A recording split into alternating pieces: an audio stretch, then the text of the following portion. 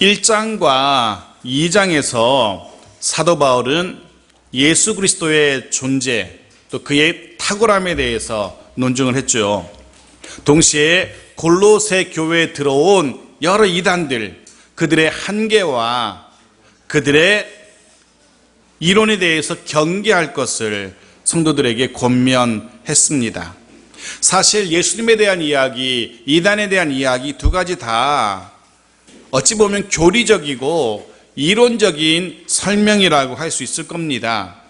그런데 골로새서 전반부를 끝내고 후반부 3장에 들어오면서, 즉 3장과 마무리되는 4장에서는 1장과 2장, 즉 교리적이고 이론적인 이야기를 통해서 알게 된 골로새 성도들을 향한 실천적인 삶에 대한 권면이 이제 이어지게 됩니다. 이런 이야기죠.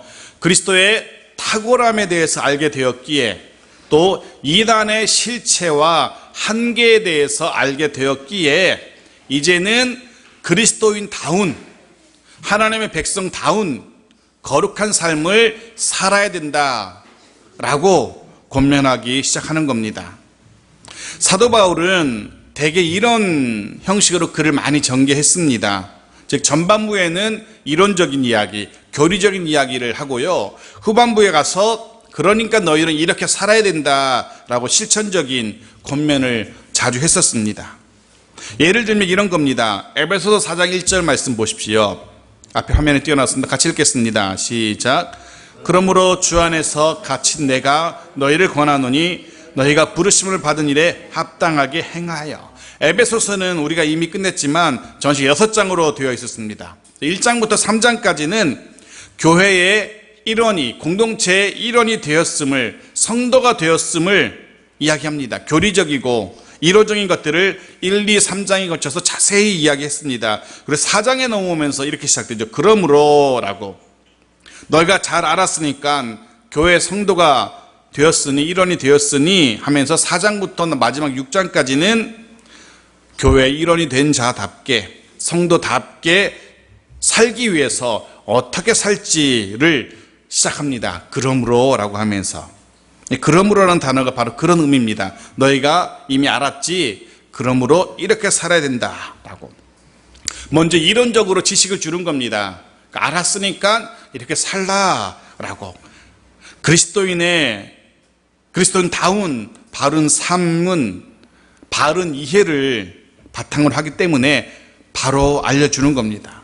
그 바른 이해는 반드시 바른 삶으로, 행동으로 실천되어야 됩니다.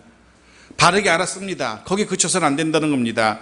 바르게 알았으면 바르게 행동해야 된다라고 사도 바울이 권면합니다. 예수님도 마찬가지로 말씀하십니다. 예수님 역시 알기만 하고 행함이 없는 자들에 대해서 이렇게 경고하십니다. 누가복음 12장 47절 말씀 같이 읽겠습니다. 시작.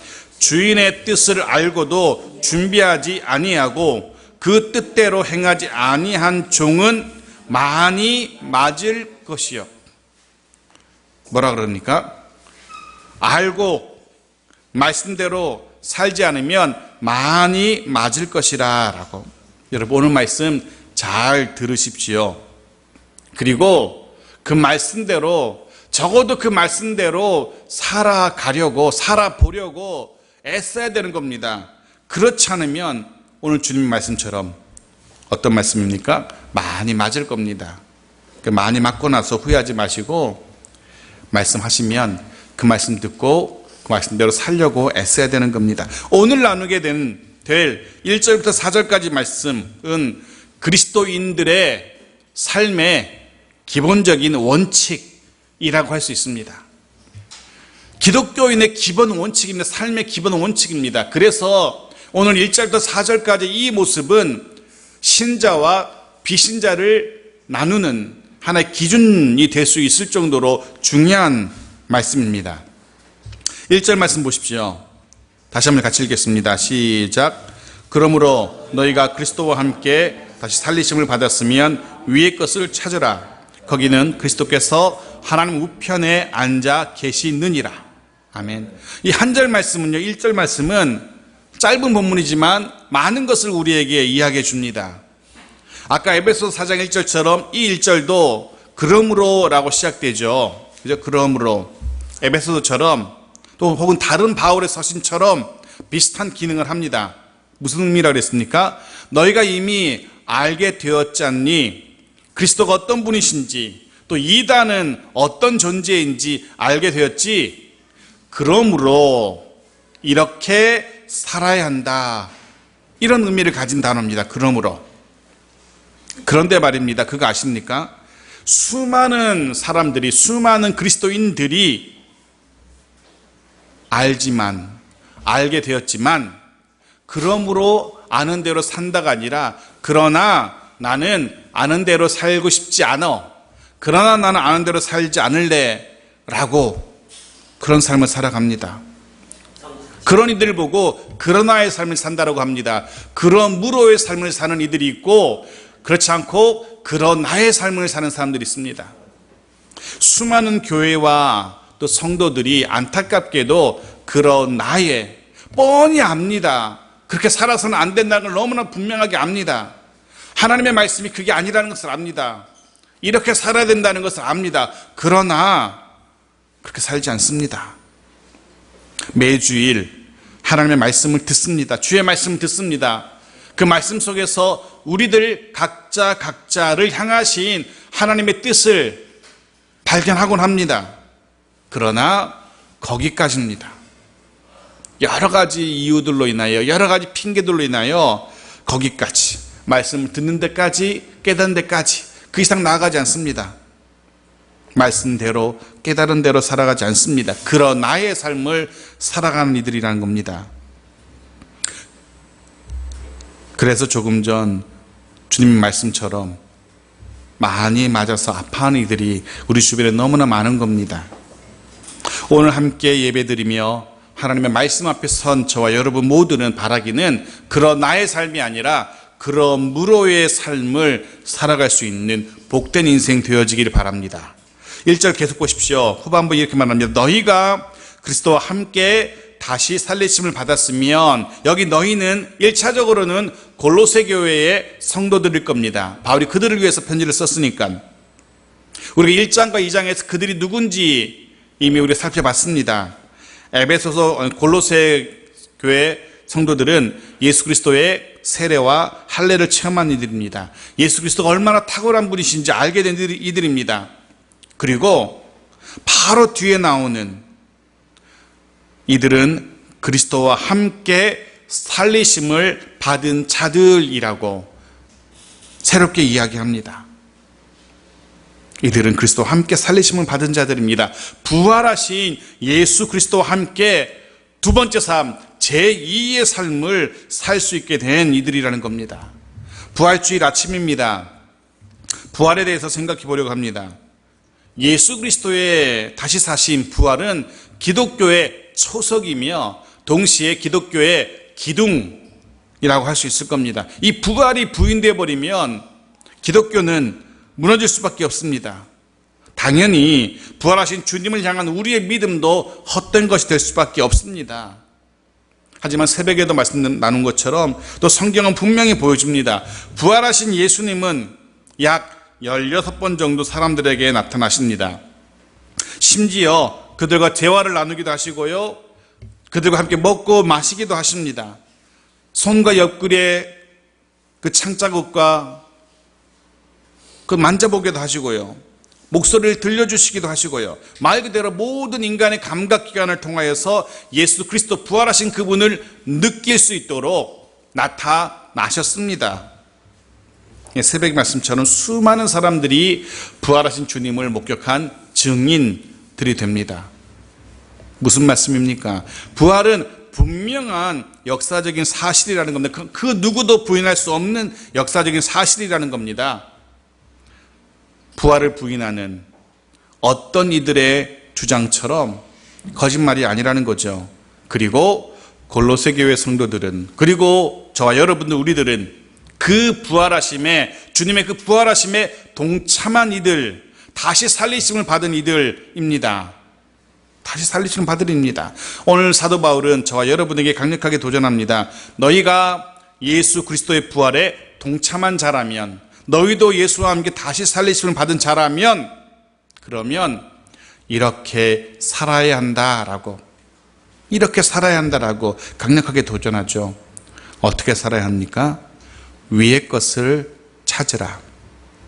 이 찾으라는 단어는요, 한번 이렇게 쭉 찾아보고 없네, 저기 있네, 한번 이렇게 힐끗 보는 걸 말하는 게 아니고요, 계속해서 열정적으로 계속 찾는 모습을 표현하고 있습니다. 계속 열심히 찾아야 됩니다. 무엇을요? 위의 것을. 위의 것. 문자적으로는 하늘의 것을 말합니다. 문자적으로는 위, 하늘의 것을 말합니다. 거기는 그 위에는 하나님이 계시고요, 부활하신 주님이 계시고요, 또 새 예루살렘, 새 하늘과 새 땅이 펼쳐진 곳입니다.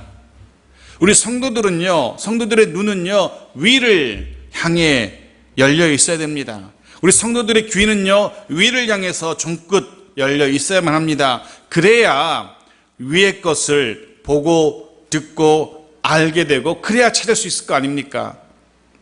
보고 듣고 알아야지 그걸 찾을 수 있지 않겠습니까? 지난주에 살펴본 것처럼 당시 골로새 교회에는 여러 이단들이 난립하고 있었습니다. 저마다 자신들의 주장이 옳다라고 그렇게 외치고 있습니다. 마치 대통령 선거 이제 한 달도 못 남았는데 모든 후보들이, 우리가 모르는 군소시 후보들도 많더라고요. 열 몇 명이 넘던데 대통령이 되겠다고 나온 사람들이요. 그들이 다 자기들이 옳다고, 자기들이 대통령이 될 수 있다고, 되어야 한다라고 외칩니다. 가만 보면 무슨 생각으로 나올까, 그런 생각도 들긴 해요. 저런 사람이 나올 정도면 나도 나가볼까라는 생각이 들 정도로 왜 나오는지 모를 사람들이 많아요. 그런데 나오는 그 사람들은 되고 싶어서, 혹은 될 수 있다라고 생각하니까 나오는 거예요. 그래서 자기들이 열심히 주장한 걸 이야기합니다. 마치 초대교회 이단들이 교회 안에서 그렇게 자기들의 이론을 이야기하는 것처럼 골로새 교회도 여러 이단들이 자기들의 이야기들을 들려줍니다. 자신들이 옳다고. 하지만 예수 그리스도의 부활에 동참한 성도들이기에 그들의 눈과 귀는 이단들의 주장을 향하는 것이 아니라 오직 위를 향해야 된다는 겁니다. 골로새 교회 성도들의 시선은 그들 이단들의 말과 그들에게 시선을 빼앗기는 것이 아니라 위를 바라보아야 됩니다. 그것이 부활에 동참한 이들의 바른 모습입니다. 그리고 1절 마지막 절은 이렇게 기록합니다. 거기는 누가 계십니까? 그리스도께서. 거기는 그리스도께서 하나님 우편에 앉아 계시느니라 라고, 거기 누가 계신지를 분명히 이야기합니다. 성도들이 집중해야 되는 그곳, 거기에 주님이 계십니다. 무슨 이야기입니까? 결국 위의 것을 찾으라는 이 표현은요, 위의 것을 찾으라는 이 표현은 우리의 시선이 예수 그리스도에게 고정되어야 함을 말합니다. 위의 것을 찾으라는 이 말은 우리의 삶의 방향과 우리의 삶의 목적이 그리스도 예수가 되어야 한다는 겁니다. 이 말이 위의 것을 찾으라는 표현인 것입니다. 심지어 모든 상황 속에서 우리의 눈은 예수님을 바라보고 있어야만 합니다. 모든 상황 속에서. 우리가 잘 될 때든 잘 못 될 때든, 우리가 건강할 때이든 건강하지 못할 때이든 우리의 시선만큼은 주님에게서 떨어지거나 멀어지지 말아야 되는 것입니다. 그것이 위의 것을 찾는 모습이고, 그것이 부활에 동참한 성도들의 바른 모습이라는 겁니다.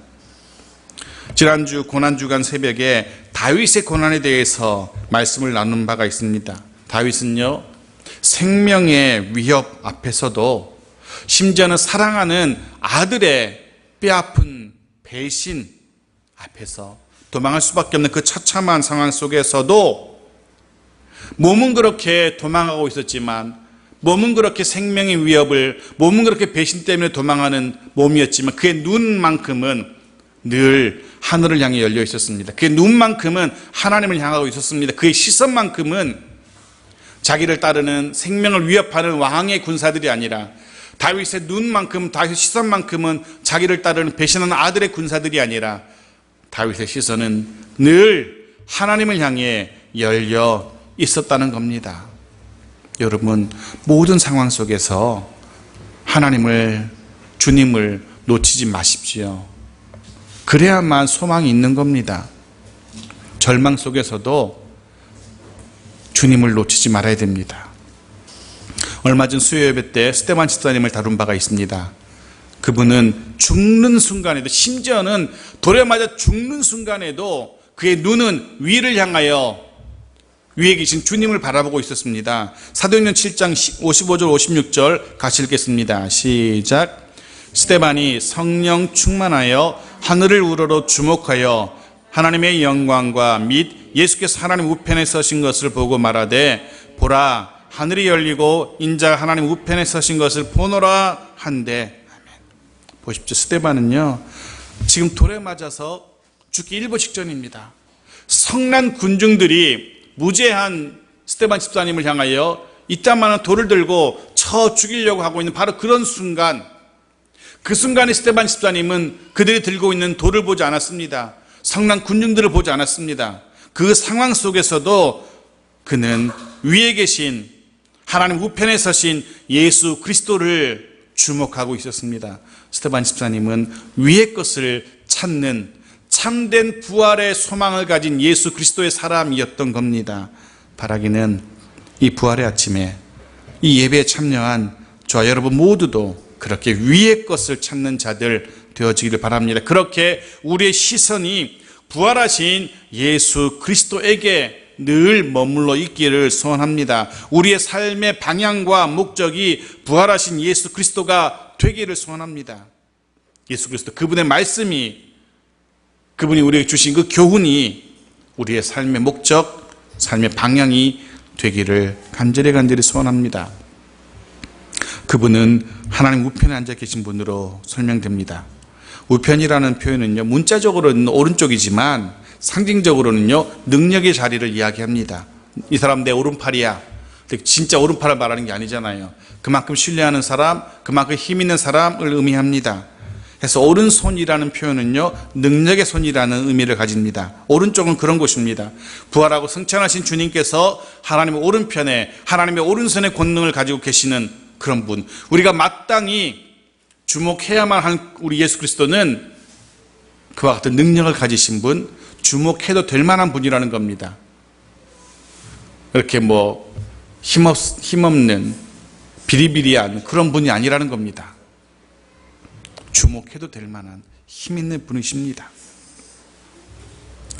온 우주 만물을 통치하고 계시는 주님, 우리가 바라봐야 할 주님입니다. 그렇습니다. 부활하신 우리 주 예수 그리스도는 온 우주를 통치하시는 분이십니다. 우리는 바로 그분을 바라보고 있는 겁니다. 그분만 바라보며 살아갈 수 있기 바랍니다.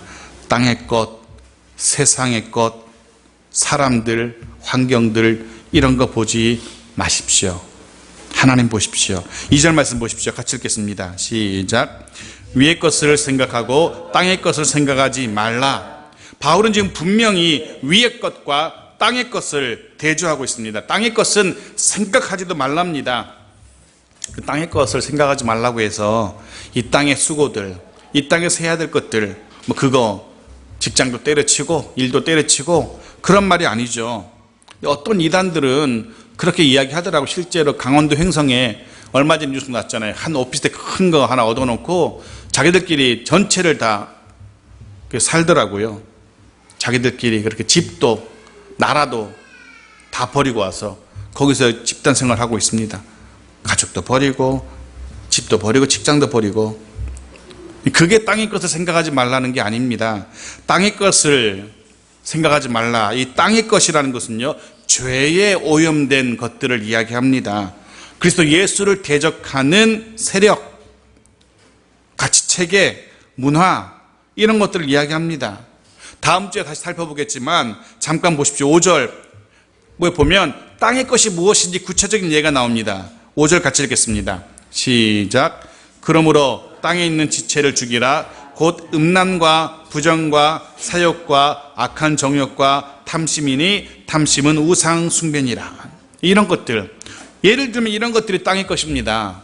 이런 것들을 생각지도 말라는 겁니다. 하지 말라는 정도가 아니라 생각지도 말라는 겁니다. 왜냐하면 사람은 생각하면은요, 계속 생각하다 보면 나도 모르게 행동하기 마련이기 때문에 그래서 생각지도 말라는 겁니다. 생각도 말아야 됩니다. 사도 바울은 다른 곳 빌립보서 3장 9절에서 땅의 일을 생각하는 사람의 결국이 무엇인지 이렇게 표현하죠. 같이 읽겠습니다. 시작. 그들의 마침은 멸망이요 그들의 신은 배요 그 영광은 그들의 부끄러움이 있고 땅의 일을 생각하는 자라. 땅의 일을 생각하는 자 그들의 마침이 무엇이라고요? 멸망이라고. 그런 음란, 부정, 사욕, 악한 정욕, 탐심 이와 같은 땅의 것을 생각하는 자, 땅의 것을 하는 자가 아닙니다. 땅의 것을 생각하는 자의 결국은 멸망이랍니다. 그렇습니다. 꼭 기억하십시오. 지금은 별일 없는 것 같아요. 지금은 별일 없는 것 같고 주변에서 혹 별일이 있는 사람, 그들이 재수 없는 사람인 것처럼 생각들 합니다. 나는 설마 괜찮겠지. 나는 별일 없을 거야. 성경이 분명히 말합니다. 땅의 일을 생각하는 자의 결국은 멸망이니라. 부활하신 예수 그리스도와 함께 연합한 저와 여러분들입니다. 더 이상 우리의 생각은 땅의 것들이 아니라 이제는 위의 것들을 생각하고 우리의 생각 속에 위의 것들을 채울 수 있어야 됩니다. 위의 것들이 무엇인지 그 구체적인 예도 다음 주에 살펴보기로 하겠습니다. 자, 여기까지 1절과 2절을 살펴봤습니다. 중요한 것, 위의 것을 찾아야 된다. 땅의 것은 생각하지 말아야 된다 라고 사도 바울이 강력하게 이야기합니다. 왜 그래야 하는지, 그럴 수 있는 이유가 무엇인지 3절과 4절에 나오죠. 3절 말씀 같이 읽겠습니다. 시작. 이는 너희가 죽었고 너희 생명이 그리스도와 함께 하나님 안에 감추어졌습니다. 이는 땅의 것이 아니라 위의 것을 생각해야 하고 생각할 수 있는 이유는 이는 뭐라고요? 너희가 죽었기 때문이다 라고 표현합니다. 너희가 죽었고 우리가 죽었기 때문입니다.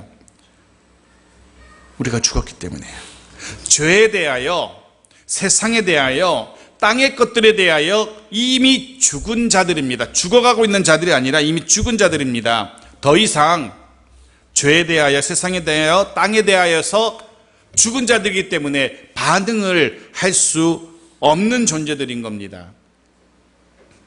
우리에게 죄가 와서 찝쩍거려도 세상이 와서 찝쩍거려도 땅의 것이 우리에게 도전해 와도 우리는 반응할 수가 없습니다. 왜? 그것들에 대해서 이미 죽은 자들이기 때문에.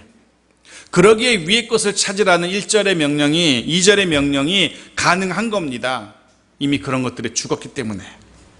그런데 아직 완전히 죽지 않은 이들이 있습니다. 죽었던 것 같은데 살며시 살아납니다. 간혹 죄에 대해서 반응합니다. 스물스물 이렇게 죄가 우리 속에 생겨납니다. 세상에 대해서도 간혹 반응하죠. 간혹 땅의 것들에 대해서도 그 생각이 납니다. 분명히 내가 다 끄는 것 같은데 말씀처럼 세상에 대하여 죄에 대해 다 땅의 것에 대해 죽었던 것 같은데 돌아보니까 마치 살아있는 것 같습니다. 아닙니다. 이미 죽었습니다. 하지만 마치 뱀의 머리가 잘려도 몸은 잠시 동안 꿈틀대는 것처럼 죄에 대하여 이미 죽은 우리들이지만 잠시 동안은 죄에 대해서 반응할 수 있습니다. 하지만 분명한 사실은 정말로 그리스도 예수와 함께 부활한 자들이라면 언젠가는 정말로 십자가에서 이미 죽은 자들이라면 정말로 죄에 대해서 죽었기에 더 이상 땅의 것을 생각하지 않게 될 겁니다. 혹 나도 모르는 사이에 죄에 반응할 수 있습니다. 그런데 그 모습 때문에 나 왜 이럴까? 내가 왜 아직도 이렇게 죄에 대해서 반응하지? 낙담하거나 하지 마십시오. 조금만 더 기다려 보십시오. 내가 왜 이럴까? 좌절하지 마십시오. 조금만 기다리시면 점점 죄에 대해 반응하는 빈도들이 줄어들 겁니다. 부활하신 주님과 함께 부활에 동참한 자들이라면. 더불어 주변 사람 볼 때에도 조금은 여유를 가지고 기다려 주십시오. 분명 그가 정말 부활의 소망을 가진 자라면, 그가 정말 죄에 대해, 세상에 대해, 땅의 것에 대해 죽은 자들이라면 시간이 지날수록 위의 것을 구하는 자로 변해 갈 겁니다. 그렇게 되기를 주의 이름으로 축원합니다. 그런데 3절 후반부에 사도 바울은요, 이렇게 표현하죠. 너희 생명이 그리스도와 함께 하나님 안에 어떻게 되었다고요? 감추어졌다라고 표현합니다. 이 감추어졌다라는 이 표현은요, 두 가지 의미를 담고 있습니다. 하나는 숨겨졌다라는 의미가 있어요. 숨겨졌다. 우리는 분명 부활하신 예수 그리스도로 인하여 영생을 소유하게 된 자들입니다. 그런데 그 영생이, 그 생명력이 이렇게 숨겨져 있다는 겁니다. 숨겨져 있습니다. 그래서 영생을 소유한 자의 삶이 온전하게 드러나지 않는 겁니다. 숨겨져 있기 때문에 아직 우리에게서 영생의 삶이 드러나지 않는 겁니다. 숨겨져 있기 때문에. 두 번째 의미는, 감춰져 있다는 표현의 두 번째 의미는 덮여 있다는 겁니다. 덮여 있다는 것은요, 아무도, 그 누구도 빼앗거나 방해하지 못한다는 의미입니다.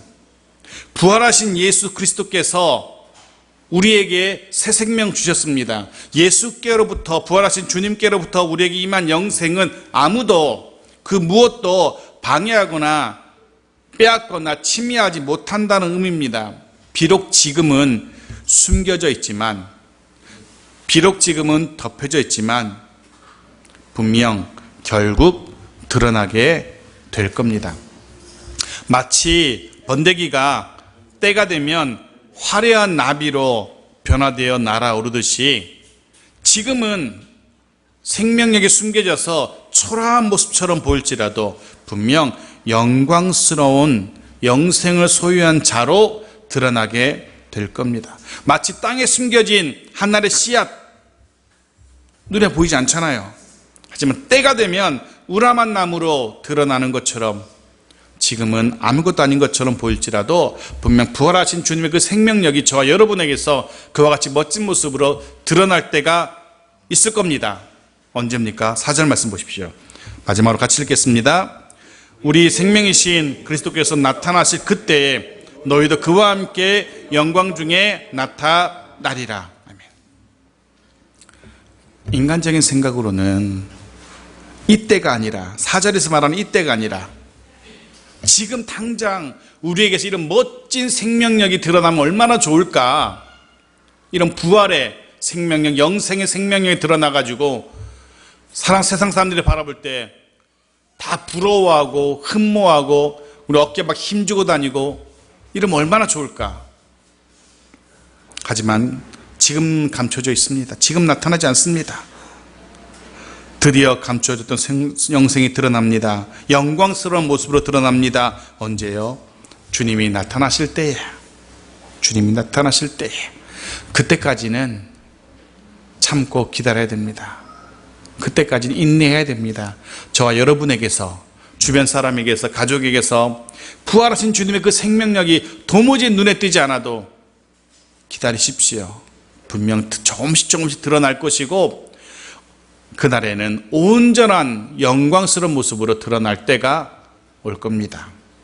이 4절에서 마지막 말씀을 정리하면서 주목해야 할 표현이 하나 나옵니다. 그리스도 예수를, 부활하신 주님을 바울이 뭐라고 부릅니까? 우리 생명이신 그리스도라고 표현합니다. 바울은 그리스도를 자신의 생명이라고, 우리의 생명이라고 표현합니다. 적어도 바울에게는 예수 그리스도가, 부활하신 그 주님이 자신의 생명 그 자체였습니다. 여러분도 동의하시는지 모르겠습니다. 여러분에게 예수 그리스도, 부활하신 주님은 어떠한 존재이신지, 여러분도 주님을 내 생명입니다라고 고백하실 수 있는지. 생명은 가장 소중한 것을 의미합니다. 내게 있는 모든 걸 다 주고라도 이것만큼은 끝까지 포기할 수 없는 것, 그것이 생명이죠. 우리에게 부활하신 예수 그리스도는 그런 존재입니다. 그런 존재가 되어야만 합니다. 여러분에게 예수 그리스도는 어떤 의미고 어떤 존재인지요? 다른 모든 것을 포기하고서라도 붙들어야만 하는 내게 생명 주신 분이신지, 과연 그 예수 그리스도를 위해서라면 내 다른 모든 것들을 포기하실 수 있는지, 내 건강도 포기할 수 있고 내 재산도 포기할 수 있고 내 가족도 포기할 수 있는지, 그럴 각오가 있는지 모르겠습니다. 오늘 부활하신 예수 그리스도가 나의 생명임을, 우리의 생명임을 고백할 수 있기를 바랍니다. 오늘 부활하신 예수 그리스도가 우리 가정의 생명이심을 고백할 수 있기 바랍니다. 오늘 부활하신 예수 그리스도가 우리 교회의 생명이심을 고백할 수 있는 우리 모두가 되어지기를 주의 이름으로 축원합니다. 아멘.